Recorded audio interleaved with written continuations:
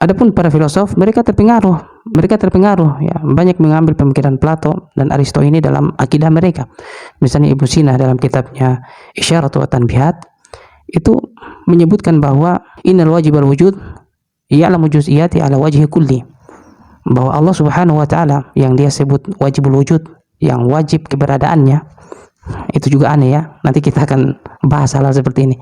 Ibnu Sina katakan bahwa Allah mengetahui juz'iyat dalam konteks yang kuliah, yang umum saja. Adapun yang juz'iyat, Allah Subhanahu wa taala tidak mengetahui. Alasannya seperti yang dikemukakan Plato, bahwasanya jika Allah mengurusi atau mengetahui yang juz'iyat, juz'iyat itu senantiasa berubah. Maka terjadi perubahan pada zat. Ya. Hal-hal seperti ini yang dibawa, yang kemudian dipakai oleh teman-teman kita Asy'ariyah. Alhamdulillah orang-orang awam tidak seperti itu ya. Alhamdulillah orang-orang awam kita berada di akidah yang benar, ya, bukan akidah seperti ini. Orang-orang awam kalau ditanya tentang Allah, mereka simpel. Allah di langit, Allah mendengar, Allah melihat. Mereka tidak kenal itu a'rad, mereka tidak kenal itu tarkib tajim, ikhtisas, kalam nafsi, mereka tidak kenal itu. Alhamdulillah orang-orang awam kita berada di atas akidah salaf. Ya, ini juga dalil ya, bantahan buat mereka bahwa Asy'ariyah adalah umat yang paling banyak. Umat yang paling banyak bagaimana? Umat Islam, ya, apalagi yang awamnya yang menjual sana di pasar, itu tidak ketahui kalam nafsi. Bahkan mereka kaget kalau kita katakan kepada orang awam, engkau tahu tidak bahwa Al-Quran itu bukan firman Allah itu? Bukan. Mereka mungkin marah ya. Apalagi misalnya mereka sudah capek-capek hafal Quran, ternyata yang mereka hafal bukan firman Allah secara hakiki. Wah, mungkin kita bisa ditonjok ya. Ya, intinya hal-hal yang mengharuskan kontradiksi antara pencipta dengan makhluk ini bukan bersumber dari ajaran Islam, tetapi ini bersumber dari pemikiran filsafat Yunani, Plato dan Aristoteles dan sejenisnya dan murid-murid mereka seperti Al-Kindi, Al-Farabi, Ibnu Sina, dan juga dari kalangan Asy'ariyah seperti Al-Amidi, seperti Fakhruddin Ar-Razi, Al-Juwaini, Imam Juwaini.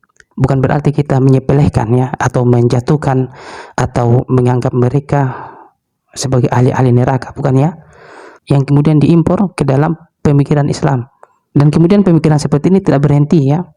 Itulah bahayanya kalau kita menggunakan akal ya, karena akal itu tidak berhenti, berpikir terus dan berkembang terus ya. Misalnya Aristoteles dengan pemikirannya seperti itu diambil oleh Ibnu Sina. Ibnu Sina mempernak ya, membuang yang perlu ia buang yang ia anggap bertentangan dengan akidah Islam, seperti pemahaman Aristoteles tentang abadinya, azalinya, ya, tiada akhir dan tiada awal alam semesta ini. Ibnu Sina tidak mengambil itu, tentu ia buang ya, tentu ia buang pemahaman itu, dia ambil saja yang ia anggap sesuai dengan akidah Islam, misalnya seperti itu. Tetapi Ibnu Sina terpengaruhi juga ikut-ikutan mengatakan bahwa Allah tidak mengetahui perkara yang partikuler. Ini kemudian dibantah oleh Mu'tazilah. Mu'tazilah ya membantah ya para filosof-filosof Muslim seperti ini. Dan Mu'tazilah sendiri kita kenal ya, kelompok dalam Islam yang juga menggunakan ya kaidah-kaidah akliyat, kaidah-kaidah daruriyat. Mereka itu menolak ya, banyak sifat-sifat Allah. Mereka hanya jadikan satu sifat bagi Allah saja, yaitu sifat ilmu, pendengaran, penglihatan, apa semua itu kembali kepada ilmu. Oleh karena itu mereka jelas musuh sekali dengan para filosof Muslim mengingkari ilmu Allah pada persoalan juz'iyat. Ya, Mu'tazilah datang dengan bantahannya.